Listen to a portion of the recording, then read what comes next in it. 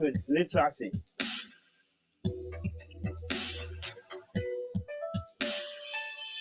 We came out to the cluster of schools in Adabraka, where we made a lot of impact on the children around here. We've engaged quite a number of them on various facets around life, but also to encourage them that we were once here, we were once like them. We go beyond our business objectives of making profits to make an impact in the society that we create, and that is what we have demonstrated to the community today. They have actually learned a lot of things on the field. For instance, there was one child that actually told me about patience and being confident. I felt it was a learning curve and a lesson for me as well. It's an opportunity for them to see what their future could look like, as some of our stories resonate with them. I like how they engage us, and I'm looking forward to participating in more volunteers. Thank you.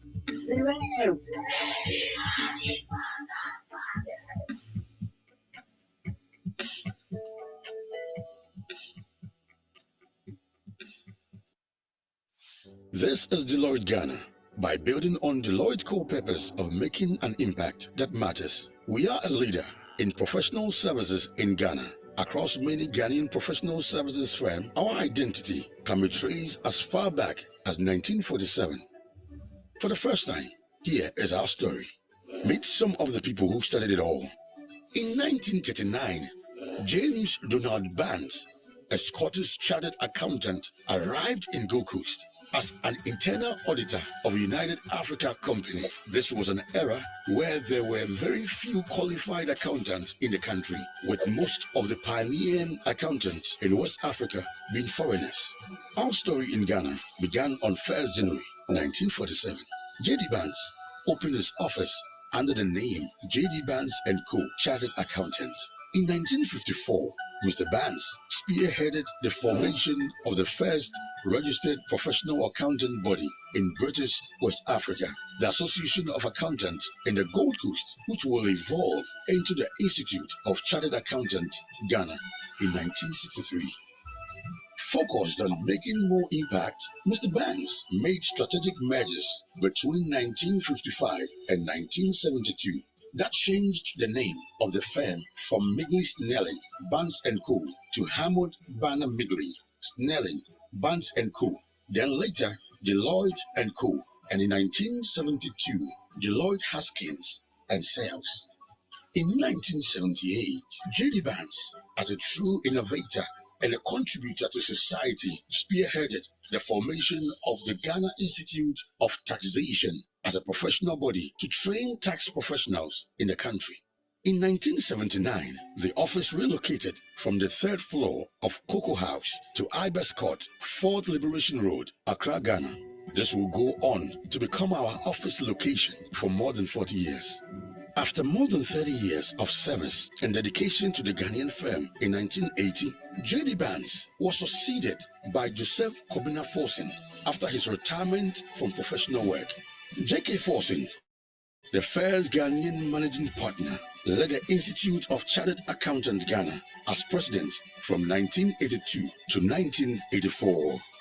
In 1991, Cecilia Nyan was appointed as a partner and became the first female partner in the Big Four accounting firms in Ghana. She later became the president of the Institute of Chartered Accountants Ghana from 2008 to 2010. Deloitte Ghana has contributed to 3 presidents of the ICAG since their inception.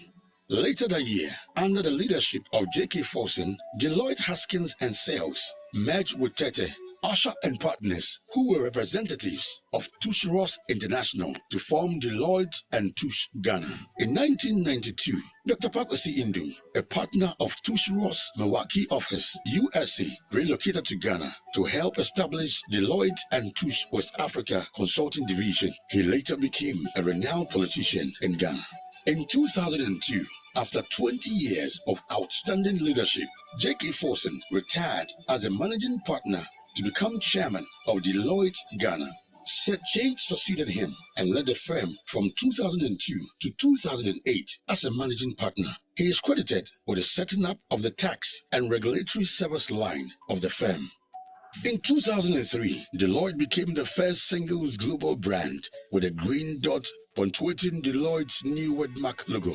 From 2008 to 2017, Deloitte Ghana was under the leadership of Felix Nanasaki and Andrew Opuni Ampong.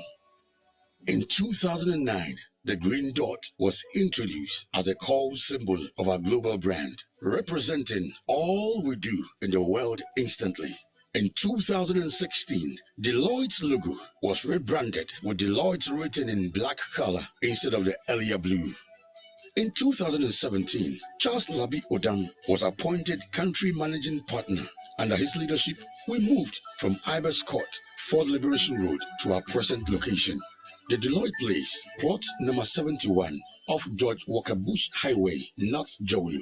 In 2018, Deloitte Ghana became part of a large and stronger member firm by joining Deloitte Nigeria to form Deloitte West Africa.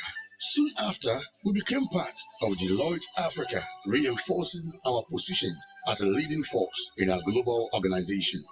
In 2020, Daniel Kojo Owusu was appointed country managing partner of the firm. Under his leadership, our ambition is to be the leading professional service firm in Ghana. 2022 marked 75 years of making an impact that matters in Ghana. What started as one person with an idea has grown to the firm we know today. We have been in business for 75 years because people trust us. While we count our successes and milestones, we acknowledge that we could not have done it without our founders, alumni, partners, staff, and clients. Our history shows the kind of impact we can make as individuals and collectively. Today, we are creating our future legacy together. What will your impact be?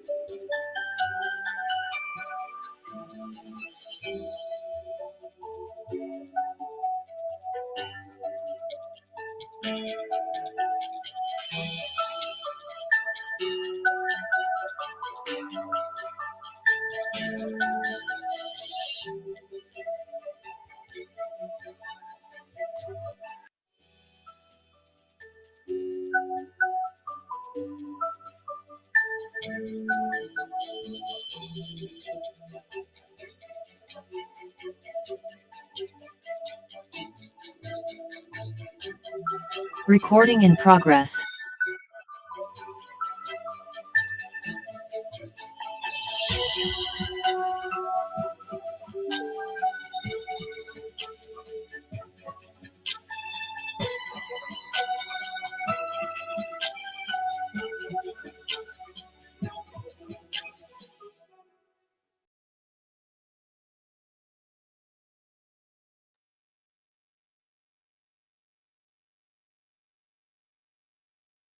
Morning, ladies and gentlemen.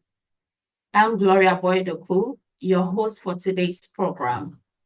I have the pleasure to welcome you all to the 2025 edition of our annual tax and regulatory webinar. This annual event is designed to discuss what the key expectations are from a tax and regulatory perspective, and also to point out some of the key risk areas that businesses and investors should take note of in the year. With a change in government, there's both anticipation and curiosity of how the country's tax policy and regulatory framework will evolve under the new administration. However, Ghana has a medium-term revenue strategy, which is a 4-year plan to increase tax and non-tax revenue and to reform the country's tax system. The MTRS, which was published in September 2023 and covers a period for 2024 to 2027, is to guide tax policy changes over the period up to 2027. This is designed to align the country's revenue goals with its spending and development needs. The goal is to achieve a revenue to GDP ratio of about 18 to 20% by 2027. Also, the current government gave indication of some tax policies they intend to implement as part of our discussion today. We'll be looking at some of those policy indications of the government as well as the MTRS and the potential impacts for taxpayers. From a regulatory point of view, we'll be focusing on the key regulatory changes that have come into force and what obligation these changes put on us. I would encourage full participation in the discussion today and subsequent events when we do share the invitation with you. To moderate today's session, we have two of our very own, John Kusi and Na Ayele, both with the tax and regulatory team here at Deloitte. I will encourage you all to participate. Thank you very much. John, over to you if you can hear me. Thank you very much, Gloria, and good morning to you, ladies and gentlemen. Thank you very much for joining us for today's edition of our 2025 Tax and Regulatory Outlook webinar. But before we start the session, allow me to share a few housekeeping rules that will help guide us as we go through the session today. As you would notice, our microphones have been muted, and it is to ensure we have an uninterrupted session whilst we go through the discussion. But at any point in time, if you have any question, please feel free to drop the question in the Q&A chat box, and we'll do well to respond to it. For our audience on YouTube, you can also put your questions in the comment section, and then we'll do well to respond to them as well. The session is being recorded, and the recorded version will be available on YouTube, the Deloitte Ghana YouTube page, after the session. So you can visit our YouTube page, and you will get access to the recorded version once the session ends.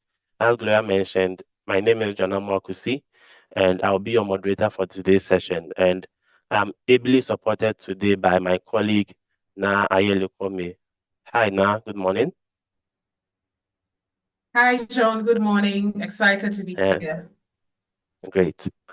Okay. All right. So during today's session, broadly, what we'll be discussing would be what the key tax policies of government are, and this is from a tax perspective, as we have gleaned from the medium-term revenue strategy, the MTRS, as Gloria earlier referred to, and also some policy indications we have picked up from comment from people within the government as well.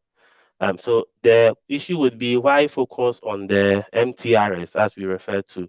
If you remember, so the MTRS was published somewhere in 2023, and it was part of the task that Ghana had to complete as part of the extended credit facility program with the IMF. As at now, we have not picked any indication from government that this program would be discontinued. And also, some of the policies government mentioned during the run-up to the elections, some of them also align to the policies we see in the MTRS. So that's the basis for the focus on the MTRS this morning, and some of the policy indications we have picked up from people within government.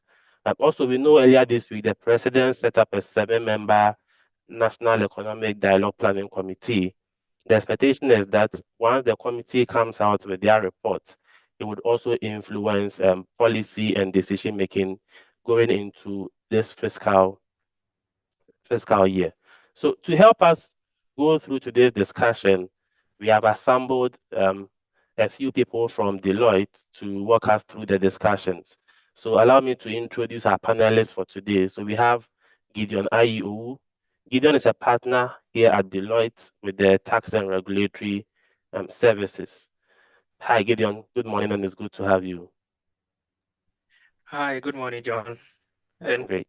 good morning, all the listeners. Okay. All right. So we also have 3 of my other colleagues who are also with the tax and regulatory unit. We have Augustine Donko, who is an assistant manager. We have Roy Godwinson, who is a manager with the team as well. And we have Betty Ochre, who is also a manager with the team. Hello, good morning, guys, and welcome to the session. Good morning. Good morning, John. Good morning, everyone. Thanks for having me. All right. So we'll start off with the tax policies. So Gideon, from a broad tax policy perspective, what would you say we should expect? Okay, thank you very much, John. Yeah, so quite a number. As you may be aware, tax is a legal or a matter of law. And for the laws to also be changed, it's also have to look at the is it geopolitical issues around and all those issues simmering at the background. And by this, the economics of any exemptions or reductions in taxes, as any business person would expect, you have to look at the balance between that and the sustainability of it. We all remember, is it 8 years ago, and we did see some reductions, import duties, etc. But these were reversed a couple of years down the line because it was found out that they were not sustainable. So looking at it and looking at Ghana's sovereign debt issue situation, I would expect that the government would want to meet its electoral promises as made in its manifesto, but that at the same time they would have to balance that reduction against the sustainability and making sure that we wouldn't get ourselves into that situation that were a couple of years ago. So I would expect generally, I know we'll go into further details, but generally I would expect that government will meet or go according to there are some easy pickings or easy winnings that they can make, but then I wouldn't see it so much drastic. But then they generally put into comments here what used to be termed as nuisance taxes. And some of the comments coming from the members of government, or for example, customs duties and numerous taxes, for example, I would expect some simplification around those areas. Okay. Okay. All right, Gideon. Thank you. Thank you very much. So let's get into the other issues for discussion today. So from a direct tax perspective, one indication we pick from the MTRS is the intention to develop a simplified approach to implement the modified taxation scheme. So the modified taxation scheme has been codified in our law books, right? So let me come to you, Roy. What really is this modified taxation about, and what should taxpayers expect? All right, thank you, John. So modified taxation simply is a tax regime created to simplify tax, compliance processes for qualifying taxpayers. And the coverage here is individuals. Individuals who meet certain qualification criteria are eligible to, apply all the concessions under the modified scheme. It basically simplifies compliance down from a reduced tax rate around 3%, which is applied on turnover. And one of the key qualification criteria is your revenue has to be within a certain band, currently set at 20,000 Ghana cedis up to a maximum of 500,000 Ghana cedis. Okay. So if you're an individual and you are into business and your revenue falls within this band, then you may be eligible to comply under the modified or simplified tax regime. Okay. Okay, right. Thank you. So the expectation is that once there's full rollout of this scheme, then compliance for the individuals in business that fall within the scope of the modified taxation scheme would be relatively easier than what we currently have. Okay, all right. Thank you. So let me come back to you, Gideon. One other topical issue is when it comes to taxes is the issue of transfer pricing and intercompany loans and related interest. One other also issue is that for revenue administrations who do not have access to ready information on aggressive tax planning schemes, companies do adapt. One of the policy indications we pick from the MTRS is the need to strengthen the safeguards against profit shifting mechanisms, a general aggressive tax planning scheme. So for this policy, in your view, what could be the direction and how should taxpayers look out for some of these things? Okay, thank you once again. I think with this as well, I'll take a step back, and it forms part. After COVID, most governments are looking for more revenue. Government's revenue in terms of taxation fell significantly. And with the heightened debt situations across the continent, you found out that the tax news or tax system is being tightened to ensure that the most revenue is generated from the economy. So generally, related party transactions have always come under more excess scrutiny. And so this is supposed to continue.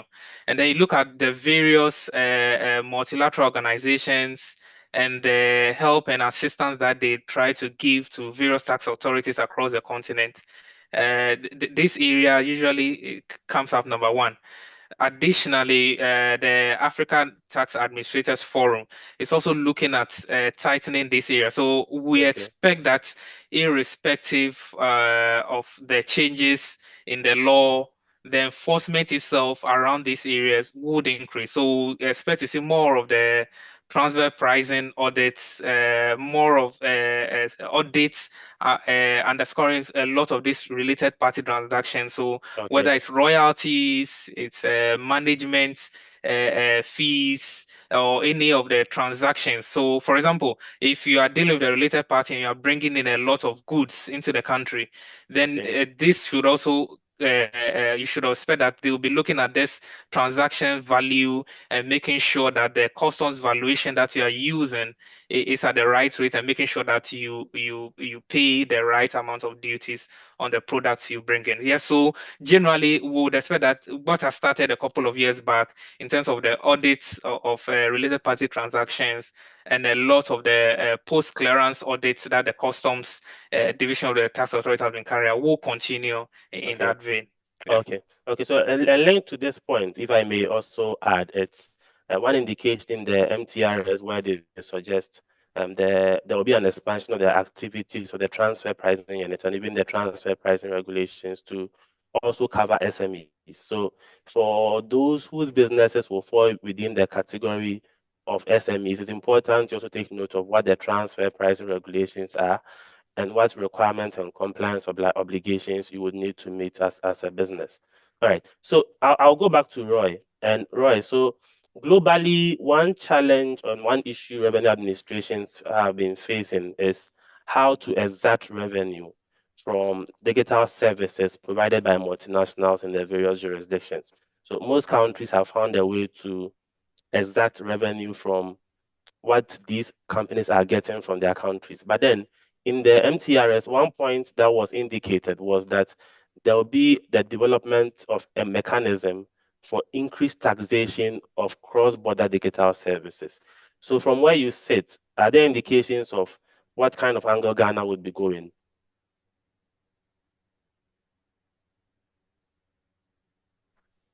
Thank you, John. So as you rightly indicated, globally, countries have found ways to exact their fair share of revenue from profits derived by multinationals operating, especially in the digital economy.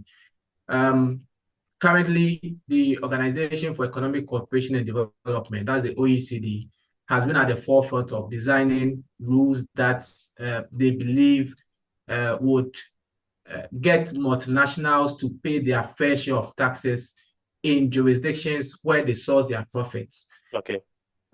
Besides this, we've seen across the tax landscape in various jurisdictions that countries tend to apply maybe discretionary rules. So you'll see some countries applying digital services tax, some countries also applying what is called the significant economic presence tax. Others also apply the so-called digital PE tax, all in the bid to tax, the profit of multinationals doing business in their countries who are non-residents. Ghana has sent indications through the medium-term revenue strategy that it's likely that we will be implementing the Pillar 2 rules. Okay. The Pillar 2 rules are a set of rules developed by the OECD that gets every multinational that operates across the globe to pay a minimum tax of 15%. Okay. So the indications that the policymakers have sent out through the MTRS is that we are likely to implement the Pillar 2 rules through domestic legislations. So it is something that businesses, especially multinationals who are non-residents in Ghana, but do derive significant revenue from Ghana, should be on the lookout for. They should keep this under constant review.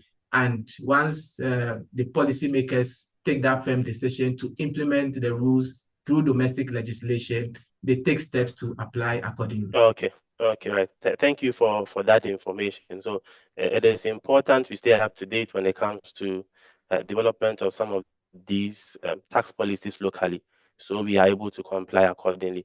One other interesting tax issue which we've heard the current government say is the scrapping of the 10% tax on birth earnings and emissions levy. So these two were introduced last year by the previous government, but we've had the current government mention that they are going to scrap the two of them. So maybe I'll stay with you, Roy. Potentially, what would be the consequences of this decision on government revenue, and also especially our drive towards carbon neutrality in scrapping off the 10% birth earnings and then the emissions levy? What potentially could be the implications? Okay, so 2 points. One is generally there will be a reduction in tax revenue, no matter how marginal it may be. So looking at the performance of these two tax handles, especially on the 10% birth winnings, this tax generally was introduced to get government some revenue from the gaming industry, which is on its growth or on a high growth. But looking at the distortion and all the all the issues that the general populace had with some of these taxes, it ended up being classified as nuisance. Now, whether it's a nuisance tax or not, the jury is out there, but we have looked at the numbers, and scrapping, especially the 10% birth winnings tax, we do not expect any significant impact on government revenue mobilization. Okay. And if you look at the indications that especially the new Minister of Finance made, there are other ways that government can quickly make up for any shortfall that this tax eliminations would bring about. Same for the emissions levy. This can be viewed in some ways as a setback to our drive towards carbon neutrality. But again, the argument is out there that there are other ways of, supporting our journey towards carbon neutrality without necessarily exacting taxes on the populace, which a lot of commentators agree with. So these two taxes we expect them to be scrapped. The indication is that as early as the next budget, we should be read between now and sometime by end of March or April. So businesses can expect, and individuals can expect, that these two taxes largely will be taken off in the short term. Okay. So for me, one good thing I pick out from your point is the impact on government revenue, which you indicated might not be very significant, especially looking at the comments Gideon passed earlier around the need to mobilize revenue and the level of our public debt. So that then comes in as some good news. But one other policy we pick up from the government tax policies in the manifesto they presented was the exemption of individuals from payment of taxes on dividend. So maybe let me come to you, Gideon, on this one. What will be the implications once this policy is implemented? Yeah, so it's I think for this is one of the areas that we will need a a bit more flesh in terms of how it's going to be implemented. Because currently, if you pay withholding tax of 8% when dividends are paid. When they're saying exemption individuals from taxes, doesn't mean at the withholding tax rate or only when you receive it? Because maybe they could say, well, no, it's not going to be subject to withholding tax. However, when the individuals receive it, they are going to add it to their annual income and then pay taxes on it as an investment income. So I think it's something that we'll need a bit more on. In terms of, I think the earlier comment I made that when we are looking at this exemptions or waivers or relief, and judging from past experience, making sure that these reductions are sustainable. The question we ask is, what's the impact or how many Ghanaians receive dividends from their companies? Okay. Maybe currently not much. Okay. If you look at the total revenue of government, how much of it is coming from individuals on their dividends? Maybe because the planning has not been available there. Maybe once they change the rules, individuals being economic agents would then also realign and say, hey, previously I owned company XYZ and I was taking management fees. Going forward, let me start taking dividends. So it's not clear now, but I think individuals can then make changes based on what the actual laws would say. In terms of its impact on government total revenue, I don't expect it to be that significant. It shouldn't really bring a hole into government's pockets. Okay. Okay. So we would then wait for the next budget to see if this policy from the manifesto would be implemented once the budget comes out between now and April this year. And one other point that was in the manifesto, which aligns with the policy or the indications we had even from the media review from last year, was issue around the operationalization of the Independent Tax Appeals Board. So we've had ITAB, the board, which was commissioned in 2023, but the board is here to start sitting. The indication in the manifesto of the current government was to operationalize ITAB. So I'll stay with you on this one, Gideon. How do you foresee that operationalization affecting our tax dispute process? It's quite critical since we've had this board in our books for some years now, right from the point where it was suggested to when it was actually effected. I think all taxpayers are looking towards it. It makes resolution of issues much easier. A lot of taxpayers do not want to resort to the courts in the first instance. So everybody is looking forward towards this. I think when you look at the act which sets the board up, and looking at all the revocations of prior period appointments from the current government, I think a lot of people are worried that this might further delay their sitting or setup. I think the Minister of Finance has to recommend or set up persons on it, but I think they also have a fixed tenure. Is it 4 years or so? And so that's wait. Are we going to see some of these revocations of appointments being carried out to this board, or would they be allowed to sit? It's an independent body.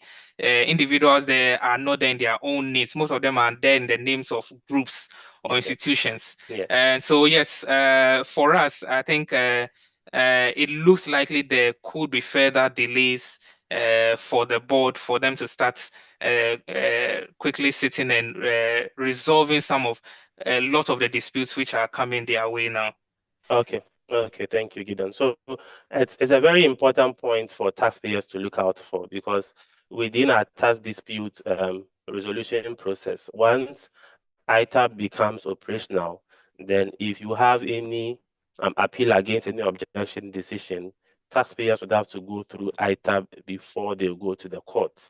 Once you do not follow the due processes laid out in law, it could affect your chances when it comes to disputing tax decisions from the Revenue Authority. So one other point from the MTRS is the review of the tax exemption regime to promote transparency. So we've had the Exemptions Act, which was passed in 2022 to regulate our exemption regime. And subsequent to the passage of the act, we've had the Ministry of Finance also publish some administrative guidelines on it, with this policy around reviewing the regime to promote transparency. So for this point, I'll go to Roy.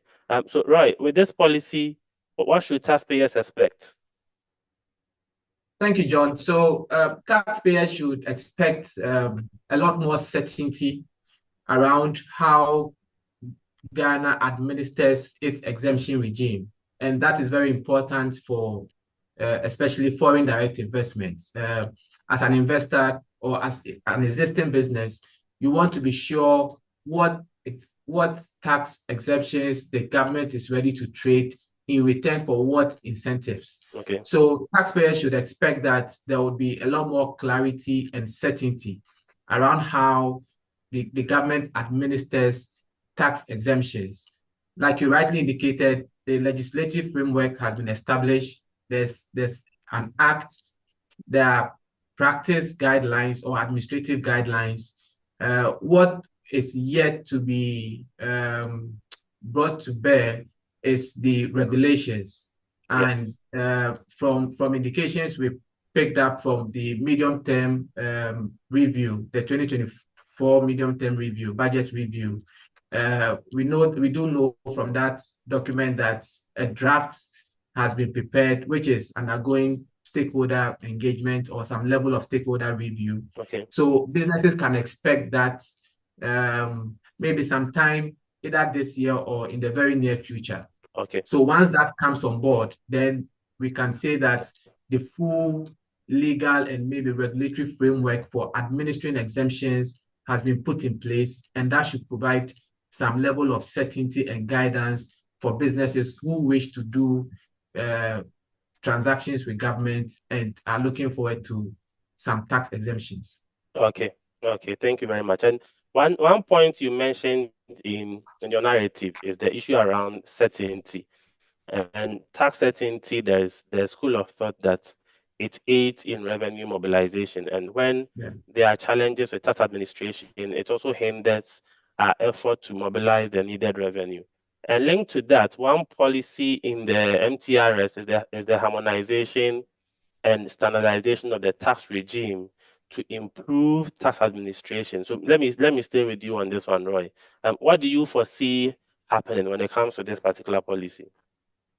Okay, so we do know. So this is one of the administrative reforms that we know the tax authority is on. So in recent times, the tax authority has dedicated significant resource to improving its processes and enhancing taxpayer experience. So right down from 2022 up until now, or sometime late 2021 through to this year, most of the processes, especially that has to do with filing obligations, payment obligations, and even tax credit certificates or tax clearance certificates processing, all of these have been digitalized just to improve taxpayer experience. Now, you did make the point that tax certainty has not just correlation, but it also has impact, positive impact on revenue mobilization. Right. So what we are expecting the tax authority and the policymakers to do going forward is to dedicate more resources to enhancing their processes. Where technology has to be introduced, we expect them to introduce technology. Where capacity of people have to be built, just to enhance the service delivery from the administration point of view.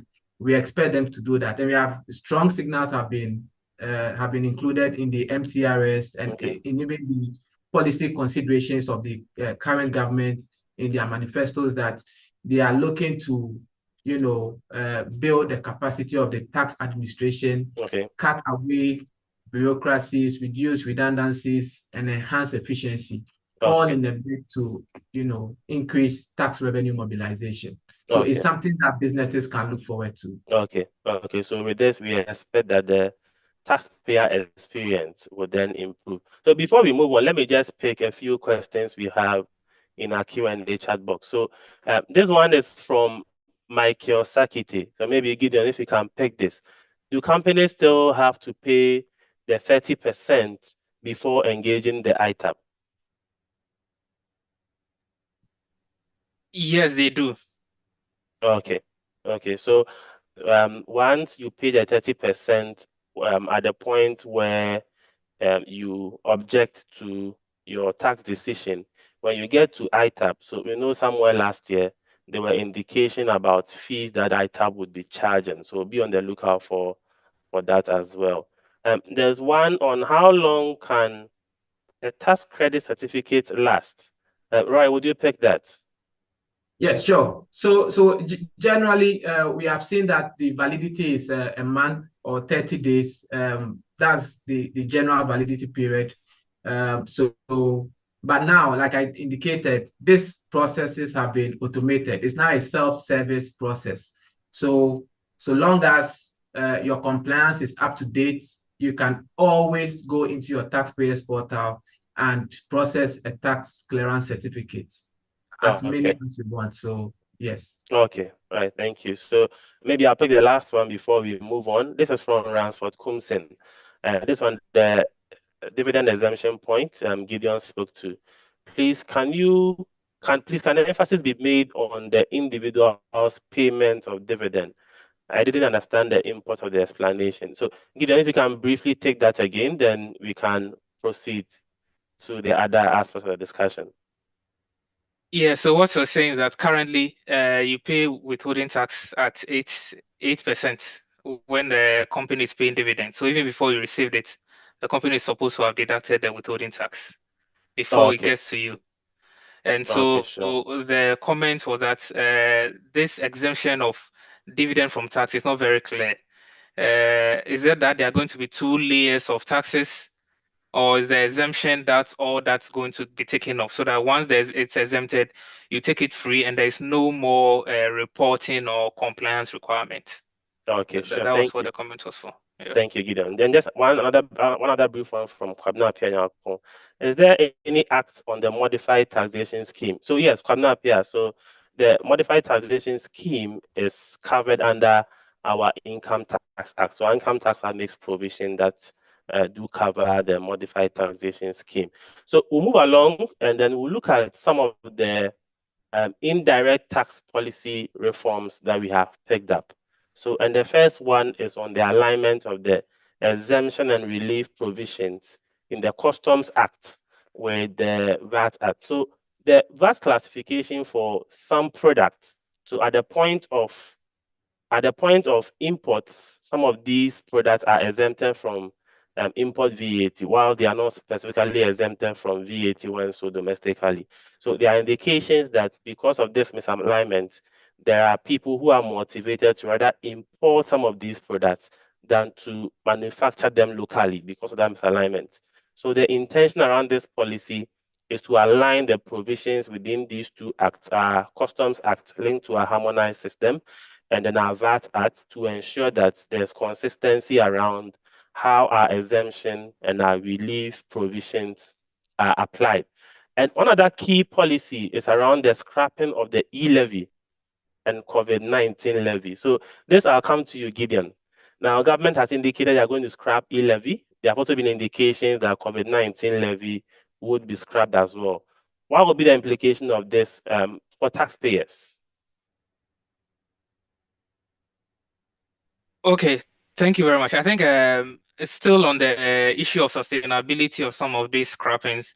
Yes, it's all businesses will welcome a reduction in taxes or scrapping of the e-levy and COVID-19. As everybody is quickly to point out, that we are the only country in the world still collecting COVID-19 levy, and that's why the fact that COVID-19 is over. But as far as government is concerned, they want the revenue. And so whichever name by which you call it, as long as it's incoming revenue to government will take it. And we've also committed ourselves under the IMF's extended credit facility that we are going to keep to a certain amount of deficit. So it's a function of two things: the revenue side and the expenditure side. So his government is saying, I'm foregoing revenue from e-levy and COVID-19 levy, then really something has got to give. Yeah. Because if your revenue is going down and expenditure remains the same, then the commitment that you've given to the IMF that you are going to maintain a certain amount of deficit, you cannot meet it. So if this is done, either there is an alternative revenue source for government, or the government decides to reduce its expenditure. And usually in this part of our world, governments are never really interested in cutting the expenditure. That's on the side of government. However said, for most taxpayers, it's not just about the scrapping, but what these levies meant. Okay. You know, some time back, they were decoupled. Yes. So they were not, although in terms of taxes, they were treated as VAT. Whenever VAT is mentioned, these taxes were applicable. Yes. Because they were decoupled, businesses were facing a sort of an additional tax. You couldn't deduct it from your output VAT, and rather you have to take it through your CIT. And CIT is just a percentage. You're not getting the full deduction as the VAT rate would have allowed. That's so right. In terms of this, taxpayers will be looking towards this side. Is it a total scrapping of it, or are they going to be allowed to do the full set-off? And in terms of how it applies, or will government take it off totally? If you look at the government expenditure reports that they issued last year, I think the two levies, they don't they don't cross more than 3% of total government revenue. So yes, government could reduce it, but 3% is still something. Are they going to cut related expenditure by 3%? Or these taxes will be reduced and then it finds its way through some other tax handle?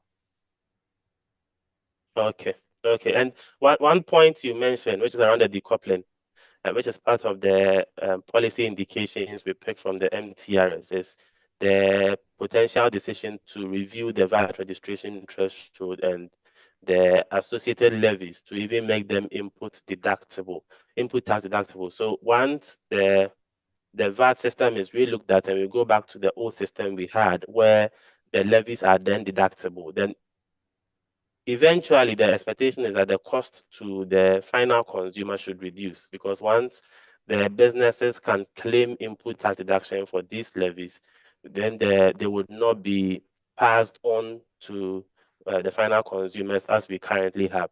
So we look to see the kind of decision government makes when it comes to the VAT regime and the associated levies, just as you mentioned.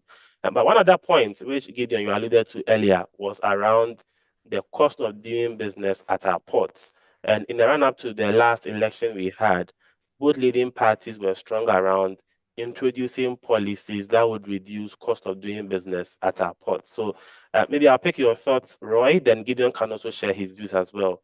What do you think are some of the policy indications government can implement when it comes to reducing cost of doing business at our ports? Okay, thank you, John. So basically, like you rightly said, strong indications that the import-related costs would be looked at and some efficiency brought into that sector.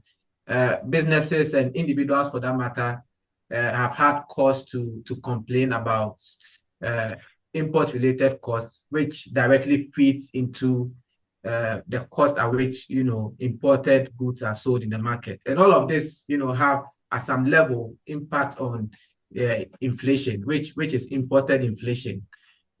So government has indicated that they are keen on reviewing all the levies, duties, fees, charges, and taxes that are imposed on imported goods, linking that directly with the proposed waiver on vehicles and equipment for industrial and agricultural purposes. You could see the policy rationale that this is intended to reduce the cost of bringing in goods that are not readily manufactured here, and thereby cutting down the cost of doing business. And this feeds directly into the final purchase price that consumers have to give out to receive these goods and services, which, if this is implemented well, we expect that, imported inflation should reduce as a result, and, the headline inflation should also follow suit. So this is a policy that we keenly look forward to. Hopefully in the coming budget, we would get some strong indications of how the government wishes to implement this, particularly with specific taxes or levies, charges or duties that they are going to review in this regard. Okay. So Gideon, any thoughts or comments on that linked to the last point around import duty waiver on vehicles and equipment for industrial and agri purposes as well? Yeah, a quick one. I think the main comment I want to make on that is that for both governments, I think they always mentioned the need to have a manufacturing base in Ghana. And if we want to really push that, then this is an area that we really need to improve upon. Of course, if you take our current harmonized code, there exists a certain amount of exemptions on customs duty for some intermediate goods brought in, but we need to push this a bit more, to a lot more. I think somewhere last year we saw that being applied to the sanitary pad producers. And so when this is spread across to a certain number of is it specialized industries or identified industry that we want as a nation to push forward, because they can provide more employment, and then they provide easier availability of goods on the market to avoid any supply chain disruptions. This is an area that we really have to look, especially on the fees and the charges. And this usually balls up and it becomes very significant. And once that is done, it makes our local industries uncompetitive, and by the time their goods come out, they are not able to sell it. So we really need to have a look at the cost of inputs and how the fees, duties, and charges play an impact in raising the cost of goods up and making our local industries uncompetitive. Okay. Thank you very much. So maybe before I bring in my colleague Nayeli, let's see if we can answer some of the questions in the chat box. So when should we expect the levies, COVID-19 and electronic, to be scrapped out finally? January, February, April? Yes, this from an anonymous attendee. So we'd have to wait for the budget to be presented by the current government, which will give us an indication of how soon actions will be taken on these policy proposals. So we'd have to then wait, then we can pick that firm indication once the budget is read between now and April. Must I wait? This is from Prince Fifi Isel. So maybe Gideon, you can pick this. Must I wait for a GRA audit before I request for a tax credit for a period I over-assessed and overpaid my taxes? So if Gideon, if you can pick that. I didn't get the question. Yeah. So Prince is asking if he must wait for a GRA audit before he requests for a tax credit for a period that he overpaid taxes. Well, there is nothing in the law which says so, but very often, once it's amount of tax credit, GRA wants to confirm or to be sure that really they do owe you a certain amount of money before they pay it back to you. And that really sometimes requires that they do a tax audit to confirm the amount. So it's not necessarily, but in practice, that's what happens. Okay, thank you. So another attendee is asking, emphasizing on the cost of doing business, has there been a hint on reconsidering the increased rate on excise duty in the Excise Duty Amendment number 2 Act 2023, Act 1108? So there have not been any indications on that. So as I mentioned earlier, for this particular one, we then have to wait to see if government gives any policy direction around potential reductions in the budget that is to be read within the year. So I think we've answered most of the questions. So now let me bring in my colleague, Nayeli. So now from a regulatory perspective, what are we looking at generally?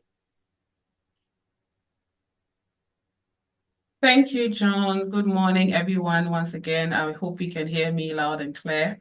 From the regulatory perspective, we are looking at essentially all the new things that are happening in terms of the laws that we have now that would affect businesses going forward. We have selected a few industries that would be having such discussions on.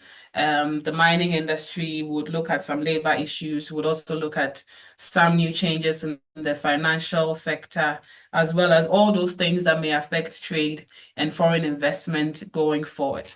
And to start with that discussion, in fact, the fundamental questions that we would be answering, that would be underlying most of the discussions around the regulatory side, how are these regulatory questions or issues going to impact businesses in Ghana going forward? And how can businesses strategically position themselves to make the most of the regulatory reforms that we expect to happen this year? In 2024, just by way of background, in 2024, the Ministry of Trade and Industry launched a business regulatory reform program that was meant to essentially provide a one-stop shop for all regulatory laws or new rules or instructions or directives that would affect businesses going forward.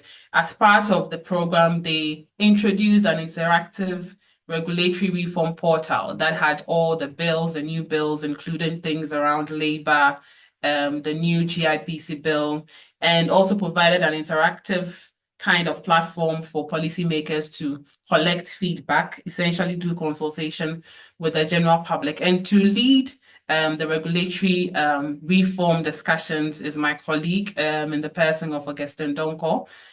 He's an assistant manager with the regulatory team. Augustine, you're welcome. Thank you. What do you think about this new regulatory reform agenda, spearheaded by the Ministry of Trade and Industry? They have a portal that is supposed to solicit views about, new laws and stuff like that. What are your thoughts? Thank you. Now, so basically, the Ministry of Trade and Industry, trying to promote trade and investment within the country, introduced this regulatory reform portal, and it basically, so like you said, to coordinate activities of this investment issues that are of key interest to investors. Now, you can look at it from some perspective. You look at the fact that they would need a place they tend to create an economic zone, a special economic zone, where they can allow businesses that are ready. So in those places, the basic amenities and environment needed for some businesses to compete or trade from will be created. And therefore, if you are a business or an investor who intend to operate with certain conditions, it is an easy place to go and say, I'm just coming to operate here. And you basically will have the minimum level of infrastructure or whatever you need to operate being present. And as a ministry, they also took the lead in ensuring that certain law or legal reforms that are needed to enhance businesses or operations of businesses are put in place. Like you mentioned, there's the need, they are actually basically leading the GIPC bill, the one that was late last year, but just to mention, it wasn't passed, which means that will have to be reintroduced again this year. There's still stakeholder engagement and all those. So we'll look into the bill in detail later, but basically it is just to look at some of those reforms. They also intended to create an occupational safety and health authority sort of, which to consolidate. When you look at it now, most of the industry players, so when you go to specialized industries, they have their own regulations and try to implement it, but they're looking at a one-stop shop and an authority of a sort that regulate occupational health and safety across board in the country. So basically, this is what we expect. We expect the engagement to continue this year, and we expect that at the end of within the year, something positive will come out of this areas. Yeah, it's interesting about especially the occupational safety bill. I think it would have a lot of impact for how industries or companies are structured in the country and, visions they have in place for ensuring the health and safety of their employees going forward. But let's start with the one regulator that affects all businesses, regardless of the industry you're in, which is the Office of the Registrar of Companies. We know in 2023, we had the companies regulations passed that essentially provides some legal backing to a lot of the administrative activities of the ORC, LI 2473. What, in your opinion, are some of the major items that every company should take note of or be aware of about this LI 2473? Okay, so now basically they've been, as you may be aware, there are certain administrative processes that we all know that have been with the registrar. It's not a bit consistent. Sometimes you go in a position that are changing, and some of those administrative processes that they use in running the day-to-day affairs of their companies with regards to filings and amendments and all those things are not in the law. Some of them are not captured in the Companies Act. So people have only had issues with those things.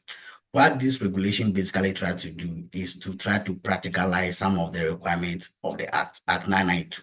So if you notice, they've picked certain basic information or certain basic areas where the Act did not address the practicality of implementation. So you can look at the need for filing of the beneficial owner detail.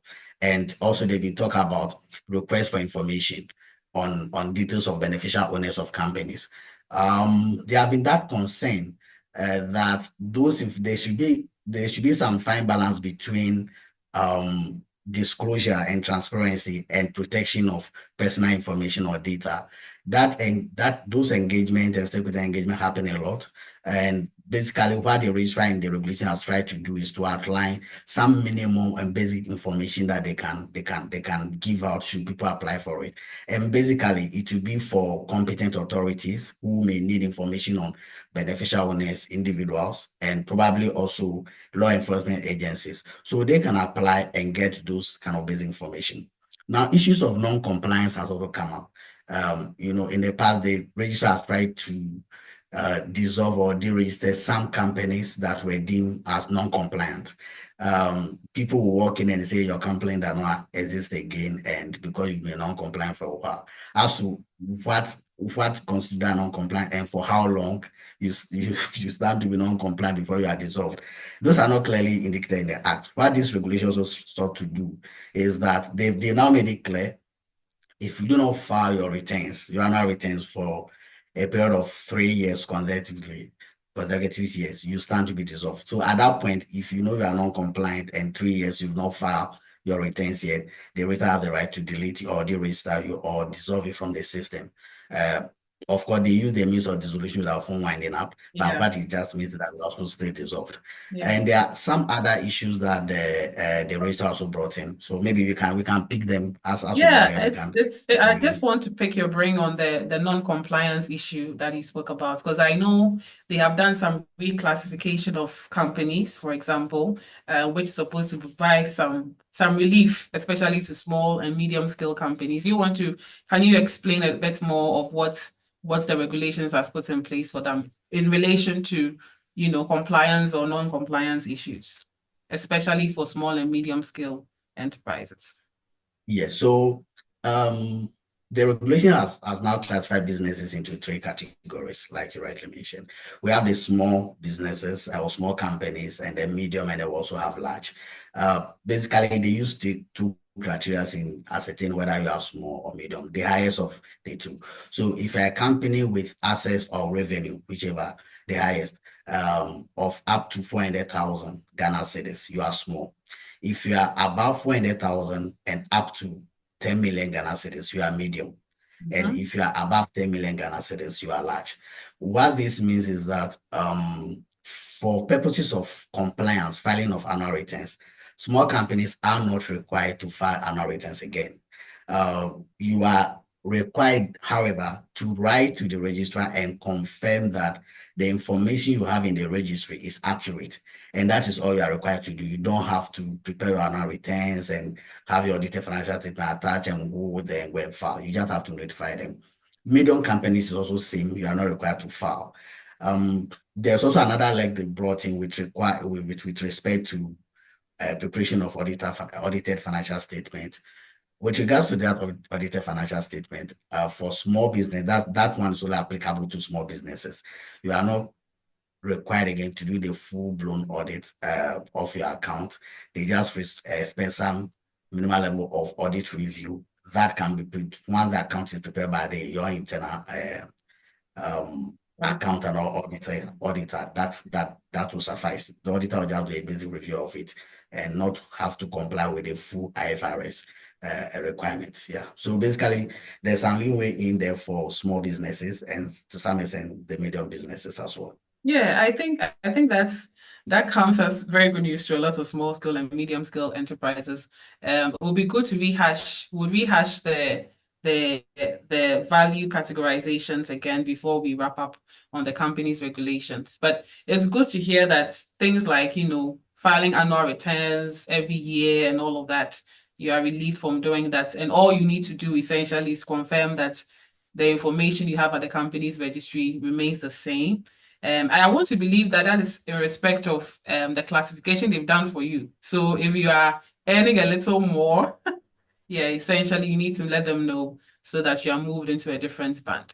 So thank you very much for explaining that to us. Let's look at some regulatory, industry-specific regulatory issues, right?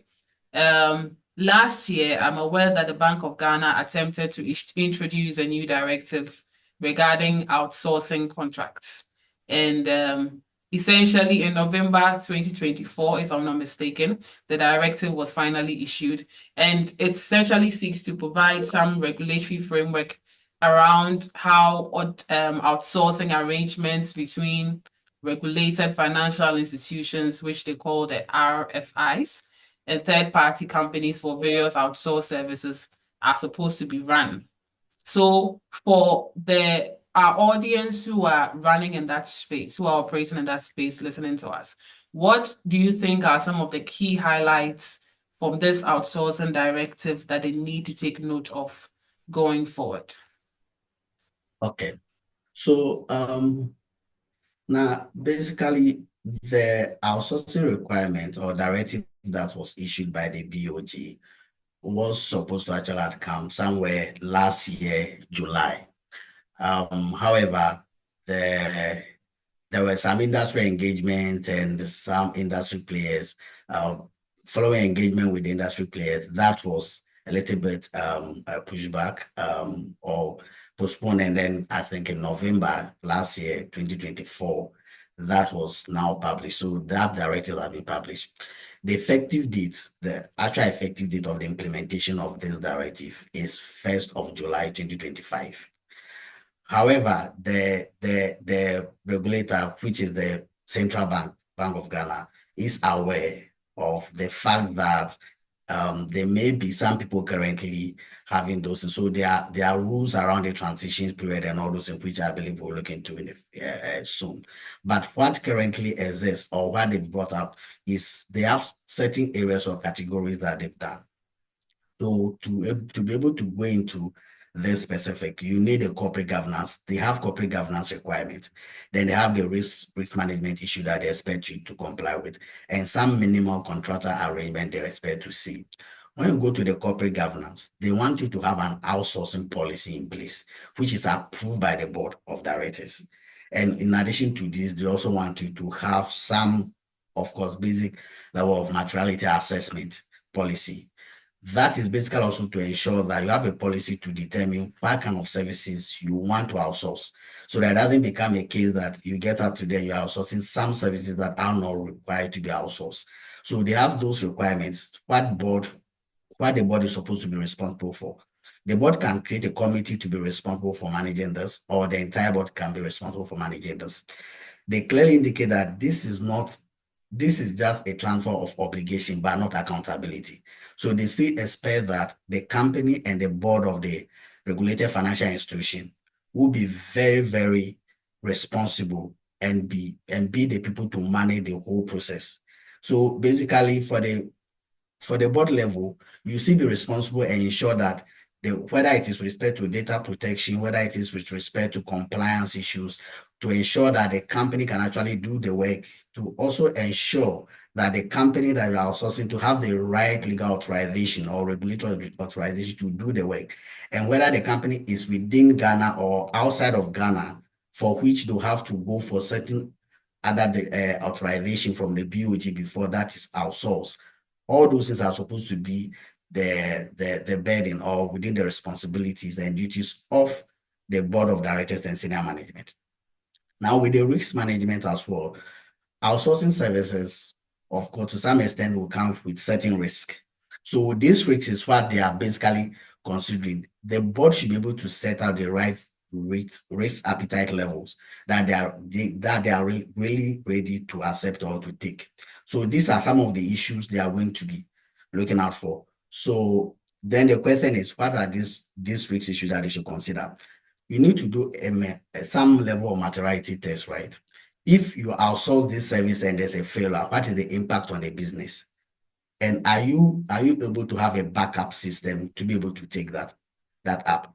Will the impact be up to 24 hours for which you will not be able to operate? Is it a very core function that if you outsource, it basically means that you are outsourcing your responsibility or your core business activity to another person to undertake for you?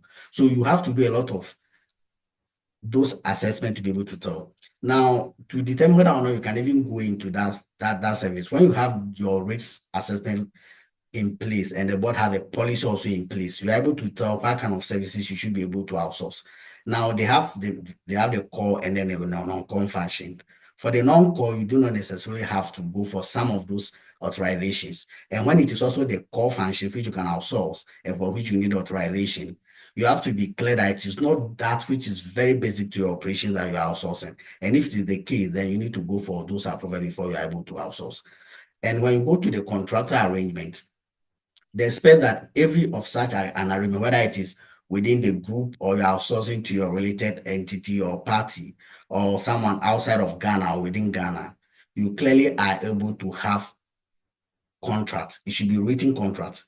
It cannot be as agreed between the parties. And in that, they expect to see the entire scope of the activities to be undertaken, whatever work it is that you want to undertake, or you are outsourcing, you clearly list them over there. You also expect to clearly see the pricing model you are using and how much you are going to be paying to those people or to the service provider. And you also want to see that that service provider has the competence and everything that is required to actually execute that. So these are the basic contractual arrangements they also expect to see. They were to some extent not very strict with some of the services that they regard as not requiring approval. So if you are doing catering services, some level of company secretarial outsourcing, you are going to procure cleaning and all those kind of services. For those ones, they do not clearly need those kind of approval. Printing and repairs and maintenance, procurement of certain items like IT and those things, you don't require it. But once it is pure service, and one key thing that is also included is that you also need, where it is an outsourced service that is being outsourced to a company outside of Ghana or in a different jurisdiction, you need to assess and ascertain whether or not it qualifies at a technology transfer agreement. And when that qualification or that threshold is met from the GIPC perspective, then you also have to go for an additional approval or registration with the GIPC. Yeah, and I mean, the directive also, just to add to that, what you said, the directive also has provisions on business continuity planning, data protection and confidentiality, particularly with regards to, if you're outsourcing core functions of the business, the requirement to ensure that all of these are put in place correctly as well. Just to remind our audience that we would give you the opportunity to ask all your questions. In fact, we see most of your questions coming in our Q&A, but we'll address all of them at the end of our session. But back to you, Augustine. You mentioned that the directive was going to be implemented from 1st July 2025. And so if I were a bank or a financial institution that already has an outsourcing contract, whether it's for core or non-core functions, are there any transitional provisions? Are there any things that I need to do now ahead of the July 2025? Okay. Yes, of course. And I think the Bank of Ghana is well aware of this probably and knows that there are some banks or some regulated financial institutions. Just to mention that this directive applies to regulated financial institutions. So once this applies to you, they know that there might be some institutions already having this, and they have provided for that. The first level of check is for you to ensure that within 3 months coming to force of this. So after the publication not coming to force, after this was issued, you have to notify the Bank of Ghana of all the services that you've outsourced. So let's And take that again. Let's take that again. So it is within the first 3 months of the publication, and the publication was done in November 2024. So exactly in November, December, January. Yeah, so essentially you have like to the end of this week or in February to ensure that you notify the Bank of Ghana. Okay. Exactly. Yeah. Yes. So you have to notify the Bank of Ghana of all services you've outsourced. Yeah. They have a template and what they expect to see in that. And then the second thing they also expect to see, expect you to do within the 3 months is for you to review the outsource arrangement you have. Identify all the non-compliance you've seen in that relative to this directive. Now, identify all the non-compliance issues that are in there, and also outline the processes and the steps you intend to take to ensure that that is remedied. So this must be supplied or submitted to the BOG within 3 months, as you've already explained. Now, again, there's also, as I mentioned, the materiality framework, assessment framework. You need to have that in place and approved by the board.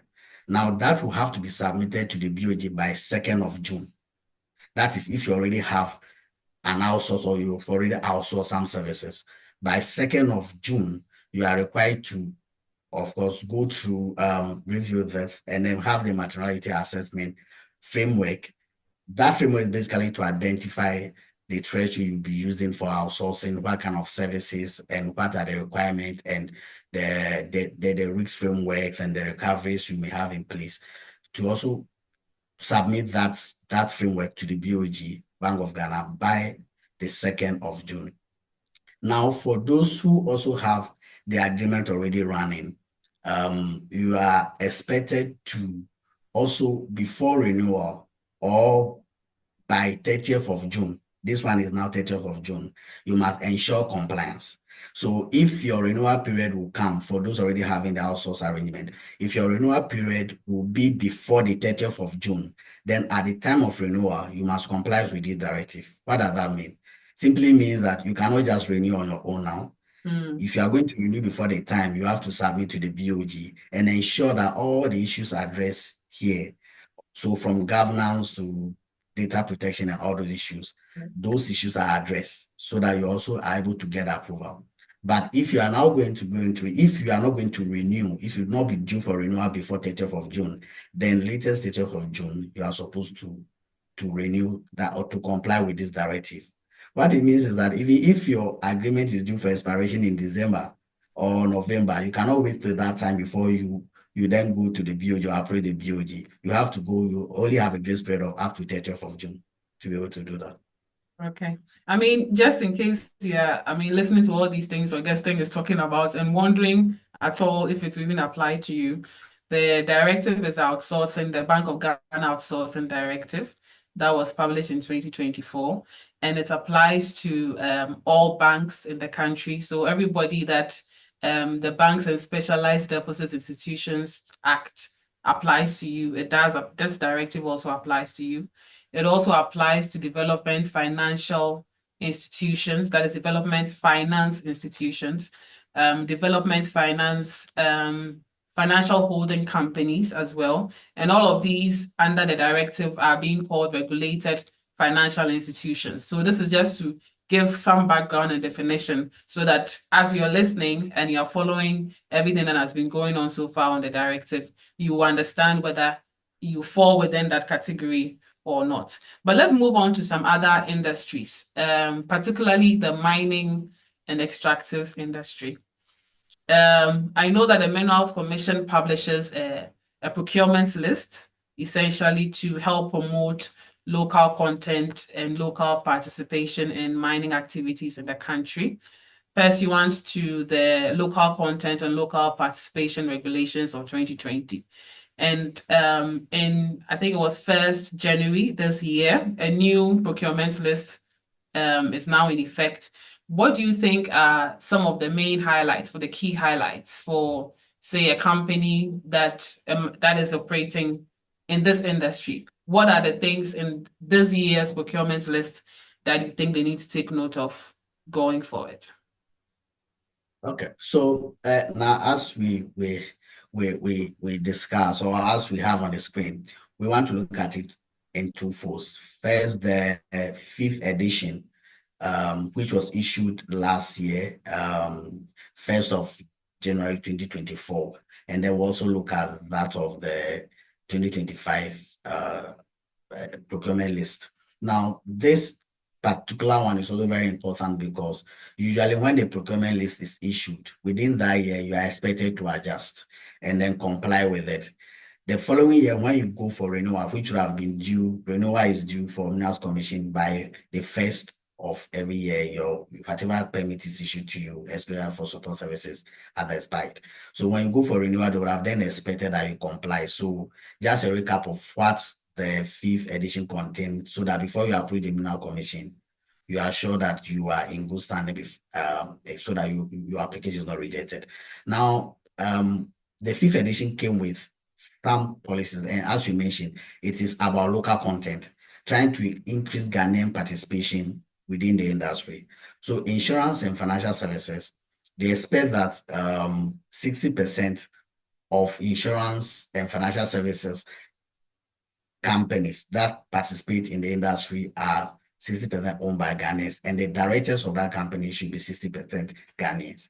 When you also go to drilling is in two folds. We have the underground and then we have the surface. So when you go to the drilling for the surface, it is 100% Ghanaian. And when you come to the underground, for the 5th edition, it's supposed to be 40% Ghanaian. Now, there are also some specific services that have been reserved for Ghanaians. And in the past, we are aware some foreign companies were providing such services like assaying and the medical services. But due to this particular directive, they have to sort of either sell off or have to just close down and leave the country. So medical services, if you are a company operating medical services, the whole of 2024, you would have had to comply with that. And basically, so these are the main issues that came up with regards to the 5th edition. Okay. So maybe we can look at the 6th if this place is okay. Yes, okay. Okay, so with the 6th edition, there have been some improvements. So there have been additional areas, like I said, the contract mining surface and everything Ghanaian, and for underground is already 40%, as we saw it over there. Now, when you come to owner mining, there is now a prohibition on mining companies to undertake their own mining activities. So they necessarily have to outsource this. And that then leads to the underground mining and also the surface mining. Because previously, if you are going to do the mining, there's no direct requirement that you cannot do the mining yourself. But now you cannot do the mining. They've clearly brought that out. And if you intend to do that, then what you have to do is to ensure that you outsource it. Once you outsource it, so outsource to who? let's try and break it down. So are there any requirements for who to outsource it to? And when we say mining operations, like you explained, we mean both the surface and the underground mining. So if I were a mining company, I got a mining concession, you are saying that the procurement list for this year is saying that I cannot operate the mine myself. I have to necessarily outsource, whether it's underground or surface mining. Yes. Okay. You just cannot do them. Who can I outsource it to? Does it have to be a Ghanaian company? So then that is where you have to understand or do the examination of what kind of mining activity do you require. If it's the surface mining, then obviously the company must be 100% Ghanaian, and the directorship of the company must also be 100% Ghanaian. If it is underground mining, then of course, then you have to, we've already given the threshold of 40%. Then you have to make sure that the company you are outsourcing to actually has made this threshold of having Ghanaian participation, a minimum of 40% in there. Now, in addition to this, there have been further services that have been reserved for Ghanaians, or mining activities that have been reserved for Ghanaians. In addition to what we looked at already at the 5th edition, the 2024 edition, plant installation activities, all activity related to plant installation, cable bolts, and also steel supply.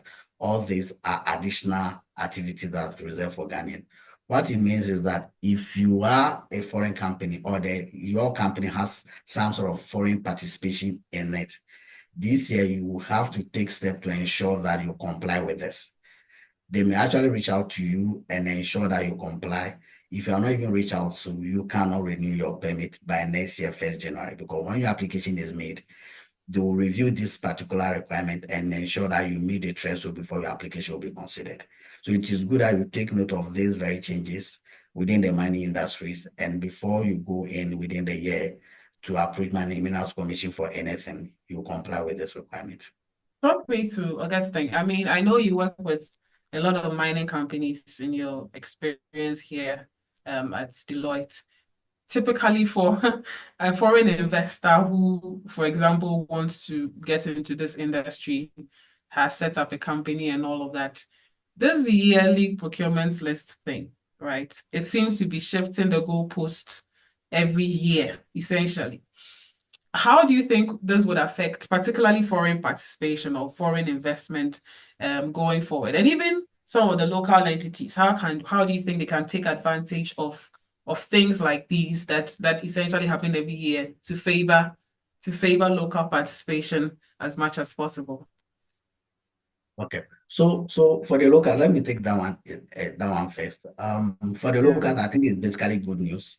If you're able to get access to have to be the only one to participate in an industry for specific service, what I understand is that then that is basically a good news. But what it means for the local is that we must be ready to take advantage of this opportunity. We must have the right technology, the right skills, and the right resources to be able to take advantage of it. Knowing Minerals Commission very well, you wouldn't just go there and get the approval simply because you are local. You still be subject to the rigorous requirement of ensuring that you actually have the capacity to execute what you intend to do. It is not merely because those services or these services are reserved for Ghanaians. Any Ghanaian that approve them will give the license. They are really going to be rigorous with that. Another issue for foreign investment, I clearly get that concern a lot, and we've really been getting those concerns that we don't even know how to plan. Now, what it just means is that if as a consultant, if you look at some of these services, you clearly will see areas that they are pushing for local content more. And if I look at this, I will expect that even next year, some of the supplies and procurement services are going to be added to the activities solely reserved for Ghanaians. Another issue I also foresee that when you look at underground mining, if it is not increased next year, I expect that in the next 2 years or so, the percentage from 40% will be increased further. So it is also very good to engage either before you come in, you engage either a consultant to advise on which areas you should consider and which area they expect that those areas could probably be activities of local content in the near future, or also engage the Minerals Commission themselves. They have a fair idea what they want to achieve and the target they have for themselves over the period. So that will give you a fair idea of which areas to be. But unfortunately, if you're already in the market, it is also good to start preparing. Because it's just a matter of time before it gets to those thresholds where you may not be able to participate again or do the services for which you came to Ghana. So as a foreign investor, you want to keep an eye out for the procurement list every year. Also, as a local person engaged in mining, you want to be strategically positioning yourself to take advantage. Let's move on to this other topic that seems to be trending recently. Agribusiness, right? There has been a lot of talk about it. It seems to be emerging in our part of the world, although it's being practiced elsewhere to its fullest. This year, we saw our new president appoint an advisor for particularly accelerated export. And we've also seen agribusiness being added to the Ministry of Trade and Industry for the first time. Hitherto, it wasn't part. Well, what do you think this means for businesses operating in that sector, or someone who is looking forward to engage in this whole agribusiness sector? And what are some of the challenges you foresee regarding this agenda to accelerate our exports of agro products in the country? Let me take this a step back. We can start this conversation from the manifesto, actually. It didn't come as a surprise to many when you look at the appointment. And of course, from appointment, you could fairly tell where the government intends to go if you also have an idea about the manifesto. So clearly in their manifesto, they outline areas of concern. And when it came to agriculture, they were more heavy on agribusiness. So the processing, they should be value addition, and they should also be export orientation within the country. That is just to make sure that they also expand the economy. And when you look at some of the arrangement they've made, the concentration that incentives must be provided for companies that intend to go into agro processing. So if a company or an investor who is already in the industry or probably thinking of going into that industry, this may just probably be the right place, because if the government has clearly created, in addition to the Ministry of Trade and Industry, some agribusiness unit, and also probably with the presidency, there's an advisor for 24-hour economy and accelerated export development, then clearly means that this is something from the manifesto they intend to implement. They could, however, be challenges like you mentioned. Those key among them, where we usually hear the investors complain about, would be the land tenure system. So if you take an industry, or probably a product like cassava, where somebody intends to process cassava into starch, the quantity of acres of land that person will require to be able to set up a cassava processing factory will be quite huge. The question is, when that person goes to identify a land, is he able to acquire the land in thousands of acres? The answer is probably no, because that land wouldn't be owned by just one person. What it therefore means is that you may not be able to get in one place where I can set up my cassava processing factory and be able to own land to the quantity I need. What basically would happen, that we've seen that happen in the past, where government itself has certain lands or assisted in acquiring some acres or some huge acres of lands, and then subsequently sublease or assign those interests to, or giving those lands to some investors that come to agro processing to do. The government might probably want to consider those things now to be able to push this drive forward, because push for agro business without agro processing, without the raw materials to feed those companies or the industry, I don't see probably how that is going to work. Now, there's also an issue of compliance and export, picking export as related development specifically. You may comply with the local regulations, but the issue is that if it's about export, it's about the destination of those goods.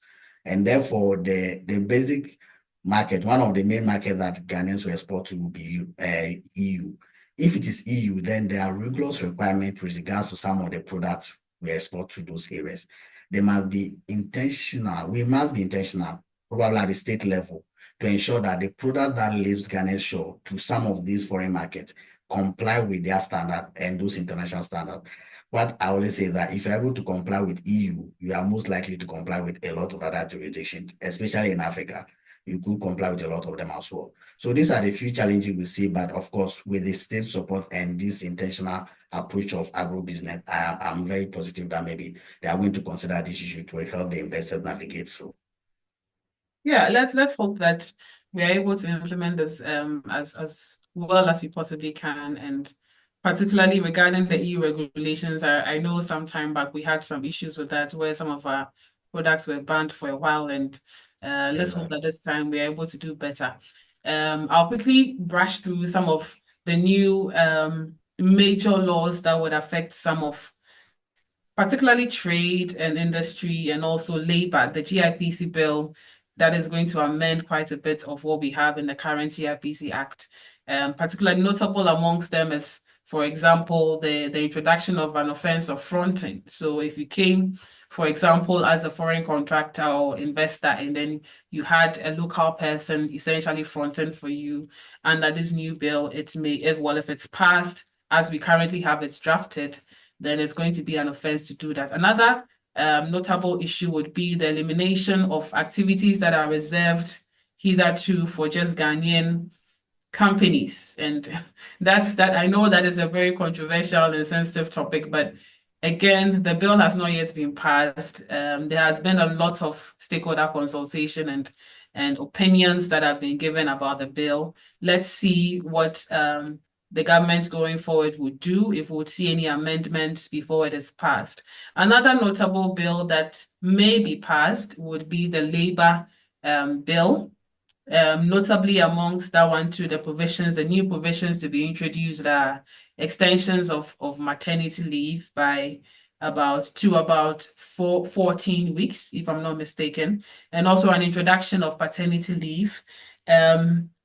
I'll take us back to the manifesto as well, which made some promises around policies around assisted reproductive development also. So we may likely see provisions on surrogacy and IVFs and all these emerging trends regarding reproductive health and all of that.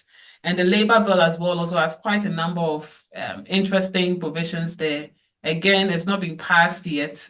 Let's see if any of these new provisions would be implemented if the bill is passed. So just to recap a bit of what we said on the regulatory side, we said that we have a new companies regulation. One of the major things under that is to essentially provide some relief for small and medium scale enterprises who may not be able to file their annual returns every year, provides them some relief from that. The only requirement essentially is to ensure that your information at the company's registry is accurate year on year. There's a new Bank of Ghana directive on outsourcing documents, which would take effect from 1st July 2025.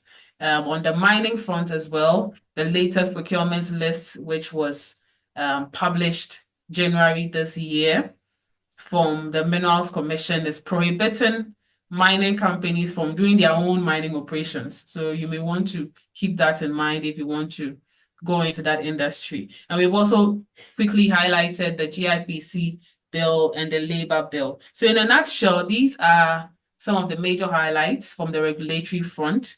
I would hand over back to John to take us through a bit more from the tax perspective. John, over to you. All right, thank you. Thank you very much, Nine Augustine, for that insightful discussion.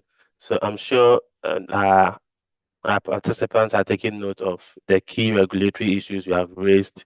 I'm going into this year, and then they will do well where there are compliance obligations placed on them.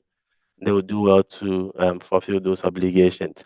Let me quickly bring in Betty. So Betty, we know that the TUC, the Trade Union Congress, they indicated they are yet to engage government on the 2025 minimum wage for workers. But let me ask, while that engagement is yet to happen, as far as taxation of the income of employees and individuals is concerned, has there been any changes to the rates? Okay, thank you very much, John, and good morning to everyone. Yeah, so with regards to the PAYE rate, there hasn't been any change, as John said, because the daily minimum wage has remained unchanged. And so, in effect, the PAYE rates remain the same as with last year. Okay, yeah. Okay, but then we are taking indication that there have been a revision to the SNET maximum insurable earnings. Can you tell us what this means? Okay, yeah. So SNET, who is the manager of the Tier 1 pension scheme, has increased the maximum insurable earning. Right. So this is the maximum basic salary on which SNET accepts the 13.5 contributions. So what this means is that the amount going into Tier 1 has increased. Now, this would mostly affect the high income earners. So it's increased from 52,000 last year to 61,000 this year, effective January. So we are expecting SNET to formally issue a communication or a notice to that effect, but we understand they've already issued an internal memo and the SNET validation portal is already implemented to this effect. So as soon as that communication is issued, we would also issue a circular. Yeah, so this means that tier 1 contributions will now increase to 8,235 from 7,020 Ghana cedis. Okay. The rest of the contributions that SNET is no longer taking, or what if you have a basic salary in excess of the 61,000, it means you would contribute that to tier 2 in addition to the usual 5% going in there. Okay. So for me as an individual there, and I'm guessing that will be the question run on the minds of other participants, how does this affect my pocket? Am I going to see a reduction in my take home because of this revision? No, the contribution remains the same. It's the same 5.5 from employee, 13% from employer. This increment only affects the remittance aspects of the contribution. So more is now going into tier 1 instead of tier 2, with the expectation that upon retirement, the high income earners would receive more from their pension benefits as well as their monthly pension payment. So it wouldn't have any effect on the net pay amount. Okay, that's some good news for taxpayers then. This revision, the expectation that it shouldn't affect how much we take home. Okay. Then one other phenomenon which we've seen in recent times is business undertaking some restructuring activities. And one key issue that mostly arise out of restructuring will be issues around redundancy. For a company considering to undertake any restructuring activities that could potentially result in redundancy, what are some of the issues they should take note of from a tax perspective? Okay, so yes, when an individual is laid off, some payments are made to them as severance packages and whatnot. Now, the GRA is concerned because of most of the time the huge amounts that are involved. And I mean, all employees would really like to indicate that these incomes are supposed to be exempt because redundancy pay is exempt from tax. However, when you go into the Labor Act, Section 65, it mentions some key areas or key scenarios or situations that qualify under severance or redundancy. Okay. And so if these particular events occur, be it an amalgamation, restructuring, a merger, or any such arrangements that causes the employment of the individuals to be terminated or severed, then this particular termination would fall under redundancy, and hence any payment made to the employees would now be exempt from tax. And so what we are requiring or requesting the companies or their finance managers to take note of is to ensure that whatever situation is causing this termination falls under the provisions of the Labor Act, and then also to secure professional advice if ever there's any doubt as to whether some payments constitute as exempt income from tax, and in order to do the correct thing in terms of tax treatment of these incomes. Okay, Betty, thank you. So we'll keep an eye on that provision in the tax law and the Labor Act as you referred to in your delivery. And maybe one final one from me for you, Betty. So for individuals, the general notion is that once my employer deduct tax from my salary and they pay it to GRA, I have fulfilled all righteousness when it comes to taxes. But I understand there are other filing obligations individuals have. Can you shed more light on that? Yes, John, thank you. Yeah, so we have the personal income tax return filing obligation, which mandates every individual to file their tax return by the end of April of the subsequent year. And so tax return for 2024 will be due 30th April 2025. Now, it requires you to report all your income, employment, business, investment, everything. File it on the return. Like John said, it's not a new directive. It has always been the case. However, this has become more of a mandate because a lot of transactions now require tax clearance certificates. And before you can get the tax clearance certificate, you need to have filed your tax return every year. And then in addition to that, over the past year or so, we've noticed the GRA, in a bid to drive their revenue, targeting high net worth individuals or expatriates, and requesting them to file returns reporting all their incomes from worldwide, from offshore, all their earnings, interest, dividends from all other sources, and report it in Ghana. Now, this requirement again isn't new, because for resident individuals, and when I talk about resident individuals, a Ghanaian is resident unless he or she stays outside of the country for the whole year. And so technically they are just residents. And for an expatriate to be a resident for tax purposes, they should have also spent more than 183 days in aggregate. Now, what this means is that you are required to report your worldwide income in Ghana, regardless of where the payment is being made, regardless of where it's coming from. So file your personal income tax return and report all these incomes. Like I said, the GRA is targeting the high net worth individuals for them to report all of these offshore earnings in Ghana, right, for it to be subjected to tax. Now, it doesn't also necessarily mean you would pay additional tax where there would be double taxation, right? Because for resident individuals, we have the room to utilize foreign tax credits, which is a certificate or kind of evidence of taxes paid on these same incomes in whichever country they are being sourced for, right? So you have to report. It doesn't necessarily create additional tax liability for you. All you have to do is report it in Ghana, right? And so that is what we are trying to drive more attention to, because it's a key risk area for the expatriates, who mostly tend to concentrate only on their employment income, right? Okay. So maybe just two additional ones as a follow-up for me. So you make reference to the GRA targeting high net worth individuals. Is there a specified classification they are using to be able to identify who these high net worth individuals are? And then the second point would be, once I fall within that category and I have not fulfilled this obligation, is there any opportunity for me to get a waiver of the penal measures that would apply for my failure to comply? Yes. So high net worth individuals, there is a threshold, which is 1 million US dollars.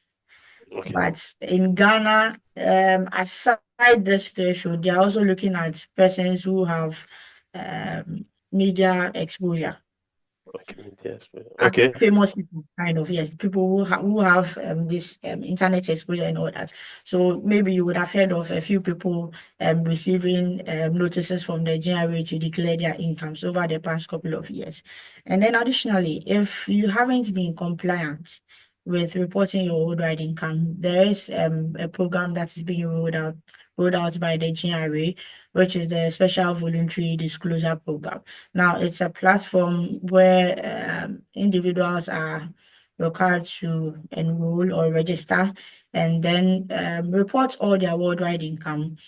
And when you do that, they waive off all the penalties, as John indicated. And so you are not liable to any of the penalties. You would pay the liability if there is any, but you wouldn't be required to pay any penalties on this. So we are just urging each and every one of us to take advantage of the SVDP program and then enroll on it and report your income as required and pay the necessary taxes on them.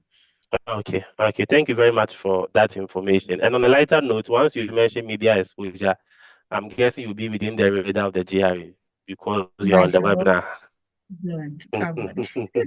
Okay, thank you very much, Betty. So we'll look at other tax risk areas that we believe taxpayers should focus on within the 2025 calendar year. And the first point I would want to mention is the issue around the enrollment of VAT registered taxpayers onto the e-invoicing system.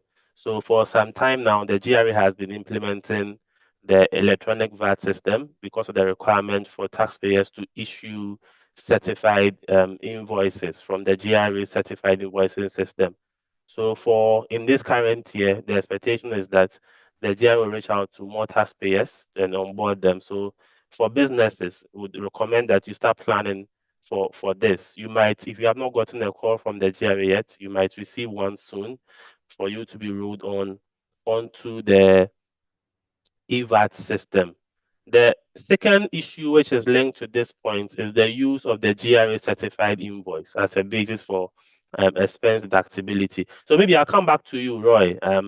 So the GRA issued this administrative guideline sometime last year. Yeah. What is in this for taxpayers, and what should they be looking out for as it's linked to this particular guideline?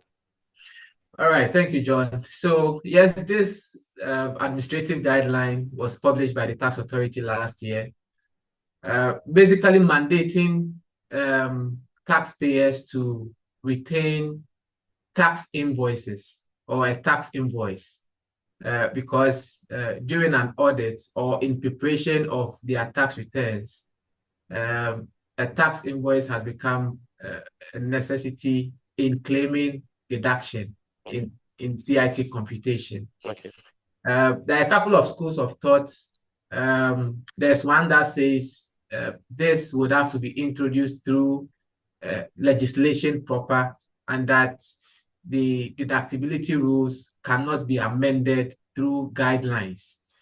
There's the other school of thought that believes that the Commissioner General is fully authorized to issue such a directive. We just want to say to the business community that the administrative guideline has been issued, and we expect that tax officers would apply it.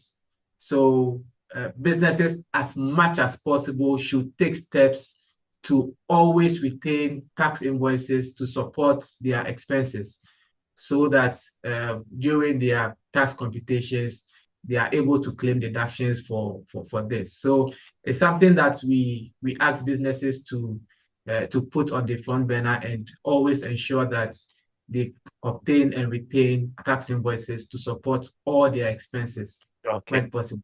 Okay. So thank you for that. And then one other point that taxpayers should take note of. So just as we've seen the GRA do in recent years, the expectation is that in this year we'd see a number of tax audits being conducted by the Ghana Revenue Authority as well, in the bid to drive compliance and increase revenue. So for taxpayers, it is important to put your house in order, and if possible, you could conduct tax health checks to assess whether there are any compliance gaps, and you take the necessary steps to address those compliance gaps. You can reach out to your tax consultants to support you on this exercise, so you are always prepared when the GRA comes in looking for an audit. One other practice note the GRA issued last year was on application or obtaining treaty benefits, and the practice note provided guidance around how beneficiaries or residents of other contracting states to a treaty Ghana has can obtain benefits under those treaties. So maybe, Roy, back to you briefly. What are the expectations if a resident of another treaty country wants to obtain treaty benefits? Right. So for taxpayers that are into cross-border businesses, this is one of the reforms that the tax authority has introduced to bring or streamline the process of utilizing treaty benefits, or tax concessionary rates that are available in tax treaties that Ghana has with other countries. So again, here as well, there's divergence in how the business community has received this directive. There's a school of thought that believes that tax treaties are, if you like, legislation on its own, so that the tax authority cannot use directives to, as it were, deny a beneficiary of what is contained therein.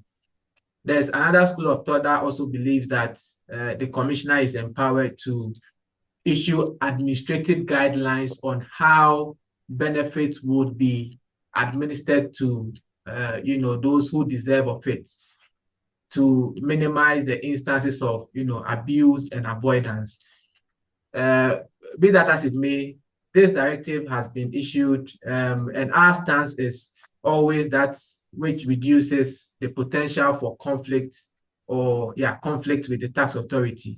Okay. So we do encourage the business community to, review the requirements in this directive and as much as possible, take steps to comply. Okay. Where businesses believe that for one reason or the other, they are not in a position to comply, we recommend that they take steps to have a conversation with the GRA to find a middle ground. Okay. Okay. All right. Thank you. So let me bring Gideon back into this discussion around the levies on imported services.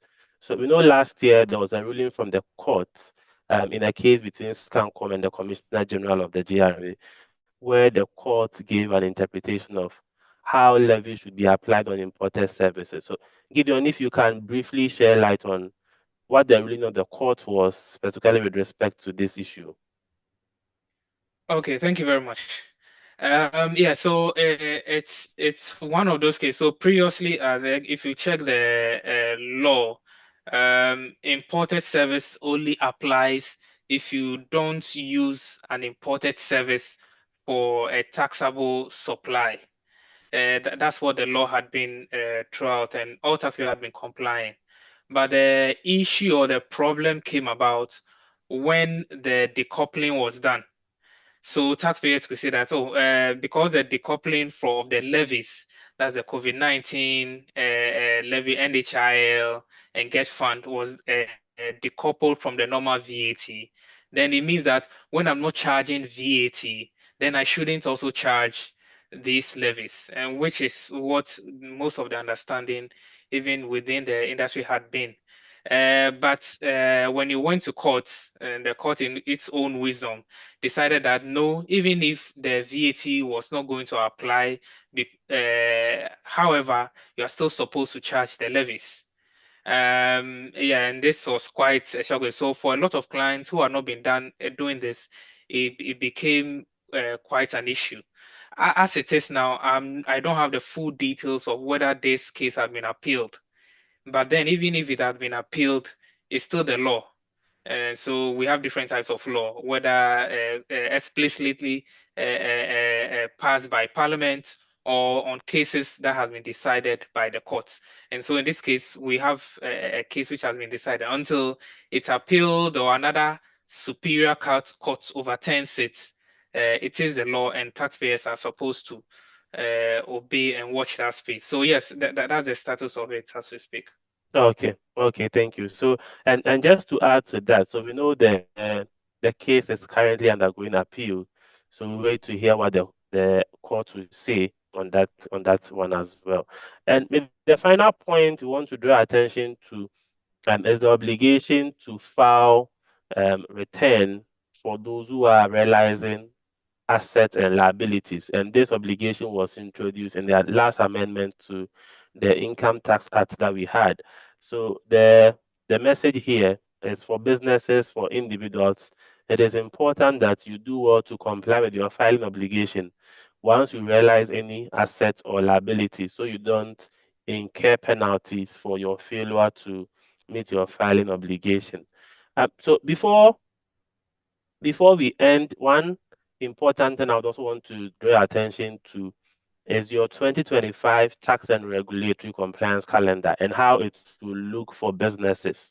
Okay, so for the various tax types and then the need to file returns, it is important that you take note of the strict deadlines that are applicable. Once we miss these deadlines, there are penalty implications. And one other point you should note, so for returns that have the deadline falling on a weekend, you take steps to comply and do the filing before the weekend so we don't incur penalties. At this stage, we would allow room for questions. So what we'll do is we'll take some of the questions we've received from participants in the chat box. If you have any question you would want to ask live, you could also raise your hand, and then we'll give you the opportunity to ask your questions. Okay, so we'll start off with the questions we have received from YouTube. This question is from YouTube, and maybe Roy, you could help us answer that. So two questions. what is the power of the Commissioner General to issue private or class rulings, and also whether insurance companies are now required to register for VAT, and what the position of tax on insurance premiums is. So, Roy, if you can pick that. Okay, thank you, John. So, from the provisions in the Revenue Administration Act, a taxpayer or a group of taxpayers, in that case, a class request, can approach the Commissioner General to seek for his understanding or interpretation of a specific provision of tax laws that he administers or she administers. So the response to such a request is what is termed as a ruling. So the commissioner is authorized to, upon receipt of such a request, issue those rulings. There are specific rules that guide that regime. The rulings in the case of private or class are only applicable to the applicants because the rulings are given based on the facts and the circumstances as presented in the application. So that is one key condition that we always have to keep in mind. I know there's always the temptation to rely on rulings issued by the commissioner in different scenarios and try to pick the principles or the learnings and apply to another fact or circumstance. Those would have to be done carefully because given that you may not be the applicant, you are not fully clothed with what the request, the details were. So that is how the ruling regime works. Okay. With respect to, please go ahead. No, please go on. Yeah, right, please go on. Okay. The second question had to do with VAT applicability on insurance, the insurance sector. So yes, there was an amendment to the VAT legislation, I believe last year, that now requires insurance premiums to be subject to VAT, i.e. insurance premiums are now, or insurance is now a taxable supply. I believe the restriction here is on general insurance rather than life insurance.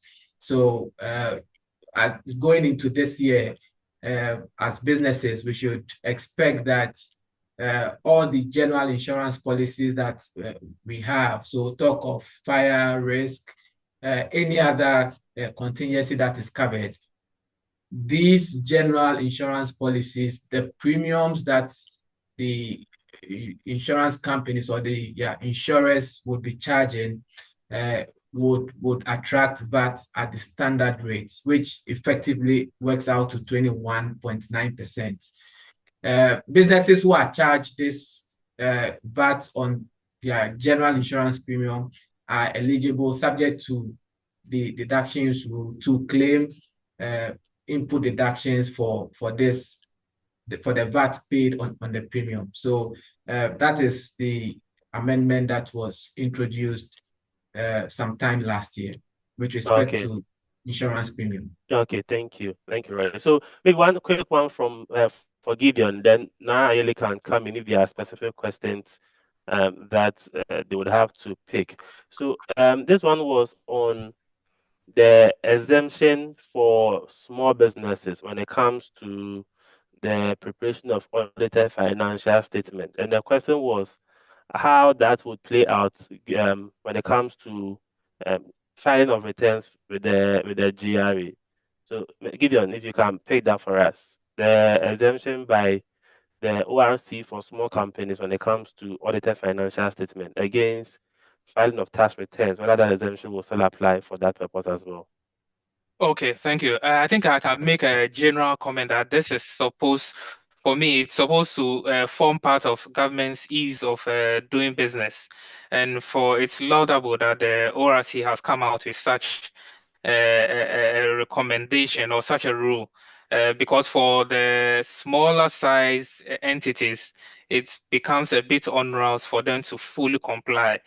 On the side of the GRA, I expect GRA to also, in a like manner, accept it. I don't want to go into details of what the law says or not says, but I think in the general spirit of encouraging compliance and reducing the compliance burdens on smaller size entities, I think this is in the right direction. And my expectation is that for entities identified as such, GRA would allow them to also use the ORC's guidelines and follow suit so that they can do it. That otherwise, the whole purpose of ORC doing that will be defeated. And so the Ministry of Finance, as its superior or main governing or main ministry for the GRA, should likewise follow suit and make sure that the GRA would allow such entities to file those returns without the need of audited financial statements. Okay. Okay. Thank you. Any questions you picked up from your side now? Yes, John, we have a question here. There's another question on the procurement list that we'll go to Augustine later. But there's a question here on from Benedict Beidu. He's asking what incentives are available for entrepreneurs venturing into the agribusiness. Benedict, we have just had a presidential advisor appointed, and we've only seen agribusiness being added to the Ministry of Trade and Industry. So actually, in terms of the actual policies or incentives that will be rolled out, would have to see the policies that will be put in place, particularly by the ministry, and also obviously what the presidential advisor would come up with. So these are some of the things that we'll be looking out for going forward. There are no clear incentives yet. There are no policy documents yet around agribusiness. And so would need to wait and see what the government does going forward. There was another question on the procurement list. Just give me a sec. Let me scroll through. I would address that to Augustine, if Augustine could help us to answer that. It was from, okay, there's an anonymous attendee. Augustine, the person is asking, how do these procurement restrictions, particularly on the prohibition of owner mining, impact Ghanaian-owned mining entities? And what are the safeguards to mitigate the risk of monopoly? Augustine, if you could help us with that question. Okay, so now to pick the monopoly part of it, I think rather if you look at it from the perspective that they are trying to ensure that those mining services or contract mining are outsourced, the expectation is that it will open up for competitive bidding. More companies could now bid because already in the system, we sort of have a couple of companies that are into underground mining and surface mining already. So would you not expect a monopoly unless there is that general expectation that there are some companies that could be favored, which of course we are not aware of. But we rather expect that it will rather increase the competition within the industry. So basically that's the monopoly part. Okay. I don't know if there's another. Yes, there's another question from Nicholas Adu-Dako. For the sake of time, we'll just keep it to one or two additional questions. He's asking, does the directive from the Registrar General waiving the requirements for audited accounts for SMEs have a retrospective effect, or does it apply only from 2025 onwards? Nicholas, it applies only from 2025 onwards. The laws we have are prospective in nature. There has been nothing speaking to retrospective effect, particularly on the regulations. So if you're an SME, these regulations apply to you from 2025 onwards. All right, so they are prospective in nature. Okay. I believe we have yet another question. Okay. There's another question here also on PAYE and SNIT. It says, I'm not sure who the person asking the question is, but it says, are we to pay PAYE and SNIT for contract staff or employees who are engaged for a period of 3 to 6 months or 1 year maximum? I believe Betty could help us with this, or if Roy or Gideon and any of the others could take it. The question is, are we required to pay PAYE for contract staff or employees who are engaged for a period of 3 to 6 months or a year maximum? Betty. Okay. So we first need to identify what category of workers these fall under, whether they are casual workers or temporary workers or part-time workers. And each of these have their respective applicable tax rates. So for casual workers, they are subject to tax at 5%, whereas temporary workers are taxed using the graduated rates, just as a normal permanent employee would be. And then for the part-time workers, they are taxed at 10% if they are resident individuals, and then 25% for non-residents. For SNITs, for 1 year contract staff, SNITs is required to be contributed for the employees as well. Okay. I see quite a number of us asking about whether the slides will be made available. As John mentioned earlier, we are recording the session. The recording will be made available to you after the session. So I think that's pretty much it. Unfortunately, for the sake of time, we will not be able to address most of the other questions that we have. So we'll have to end it here for now. But let's keep the conversation going. Once we send you the recording, if you have any particular questions you would like the team to address, you can easily shoot that question to us and we'll address them for you. But for now, I just want to draw your attention to the Deloitte School of Tax calendar. We have a number of sessions that have been planned for the year. For the first quarter between January this year and by March, we'll be doing a corporate income tax masterclass that is going to be from the 4th to 5th March 2025. In the second quarter as well, we'll look at some managing employee tax, income tax compliance issues. We'll have a tax workshop for non-profit organizations. Quarter 3, my team, the regulatory team as well, would be doing a training on corporate governance. You would want to be there for that. And quarter 4 would have something briefly on navigating customs and excise duty obligations. Again, this will be shared with you. This calendar will be shared with you. So you'd want to keep an eye out for that and book ahead of time, register ahead of time if you get the opportunity to do so. All too soon, we have come to the end of what I believe has been an insightful webinar. Today's discussion has provided us, I believe, with deeper insight and understanding of the tax and regulatory landscape in Ghana and its implications for businesses. As much as possible, I think we have tried to touch on as many sectors as we could.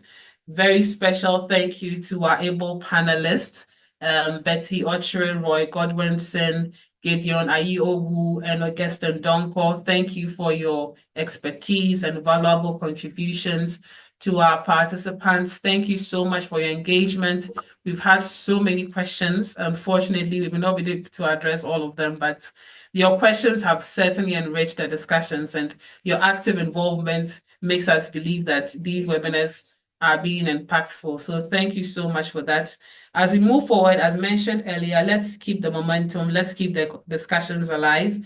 We'll be in touch with you to share the recording as well as the dates you need to note for subsequent sessions as we go on. Thank you all once again for being part of this important conversation. Lest I forget, let me say a special thank you to my co-moderator, John Kusi. You have navigated this so well. Let's continue to work together to shape the business environment together. Have a great day, everyone, and I look forward to connecting with you again during our next session. Goodbye for now.